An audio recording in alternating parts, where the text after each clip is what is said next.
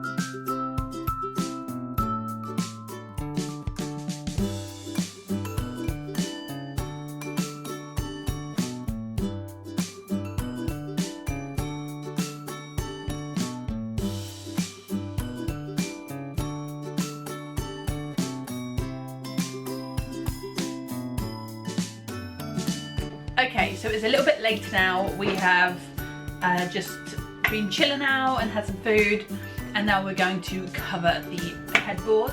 So Chris has brought it through because we've got this nice big dining room table, and we've got our fabric, which I'm going to show you up close. So we looked at lots of different types of fabric. This is super different to the fabric we've had before.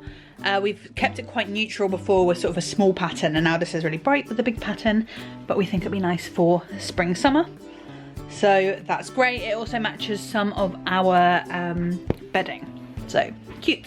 We picked up some fabric scissors because we didn't have any. We just need to grab the staple gun and get this headboard on the table, and then we can start recovering.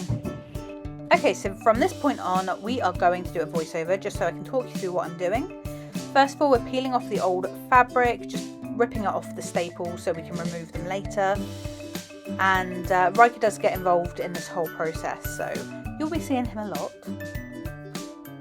Using pliers and the end of the staple gun, we're just taking out all of the old staples. And then we're taking the old headboard off and getting rid of the fabric. Then we're laying out the new fabric and making sure that the pattern is nice and straight and not wonky before we put the headboard back on.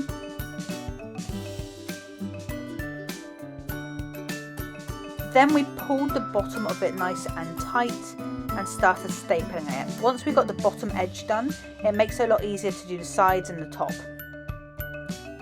We're removing the excess fabric just so we don't have a load of it behind the bed. And then doing a little corner fold, we just stapled that in place.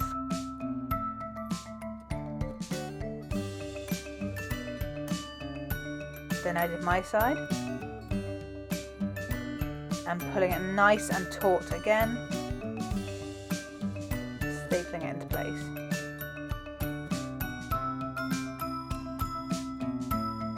Then again, excess fabric. Don't know if you see little Riker's face there just in the bottom left, but oh my god, we freaked out when we saw him there because we're using fabric scissors that are super sharp And what if we'd like smoothed them along his ear or something? Like his soft little ear, bloody hell. Okay, so then I'm unsuccessfully stapling a corner there because there's no staples in the gun. Chris to the rescue. And then we carried on stapling. Oh, that one was so tough to get in, I still remember. Then we lifted it up and pulled it nice and tight so we could see for any wrinkles. That big one in the middle does sort itself out, so don't worry.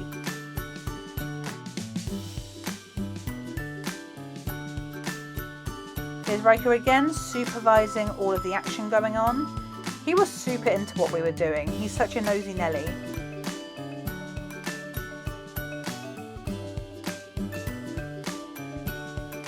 We're just trying to make sure the fabric is nice and straight.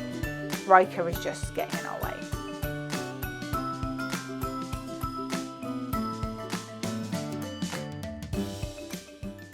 One cap removal, please. One cap removal. Okay, so Chris is pulling down the fabric and I'm stapling the fabric so we can make sure that it's nice and tight as we staple along. Once it's done, we're just checking for any loose staples and we can pop it in place. And oh my god, this took an age. We couldn't find the little post that it's supposed to go into. We got one in and then not the other, and we were getting really, really frustrated about it. And then this happened. Sorted it out. So here is the finished headboard. I'm now going to pass over to myself to wrap this video up. There we go, everyone. That was our one-day project. I hope you liked it. We really love it. We like how the bright bold pattern contrasts against the other bold patterns. We've got ones that will complement it, some that will clash with it, but I kind of like that. This was a pretty easy thing to do and it really livens up the bedroom and it makes a centerpiece of one of your pieces of furniture. So it's totally worth doing. It's a really easy project. There were a couple of hairy instances there where we were just trying to like pull it tight and then we couldn't get it into that headboard post there. That was a little bit frustrating. And obviously having two cats does not make any kind of DIY easy at all. So I think that's everything. Let me know what your like favorite one-day projects are to do. If you like this kind of video, then please like and subscribe to this channel. I make videos every single week and it'd be great to see you around. Bye.